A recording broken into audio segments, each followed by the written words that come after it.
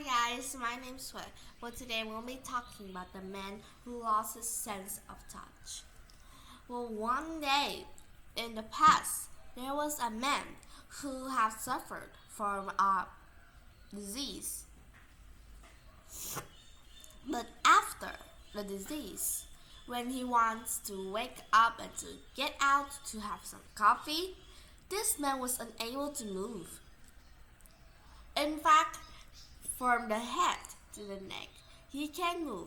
Like he can move his mouth, he can move his eyes, but under there, from the under of the neck to his leg, he can't move. This means that he was unable to sit up, stand, or walk. When the doctors find out, he has a neurological condition in which a certain signal from the nervous system are interrupted or impairs.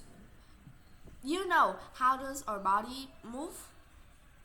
Our brain would, when we want to move, we would send a signal to our brain that, oh, we must move, we have to move.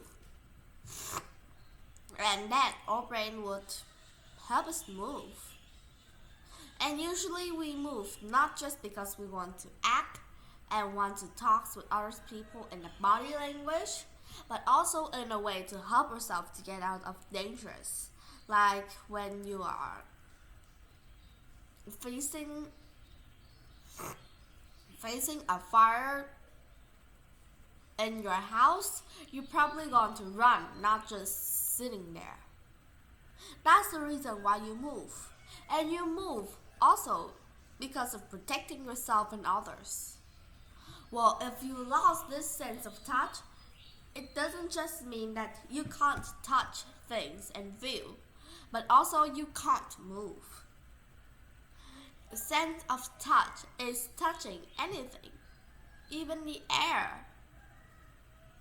When you touch it, it still makes you feel cool, right? Well, that was a reason why losing his sense of touch is really important. But in some other people, they have a touching starvation.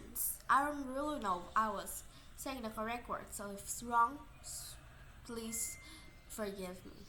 Well, that person who gets that disease will usually wants to touch anything that's around her, even if there's anything that doesn't mean anything to her. She just touches it. And usually people would have that in cases when they're super sad or unhappy about something. They usually do that as a way to help them to relieve their sadness. Well, come back to this man. He was one day, he totally completely lost again his sense of touch.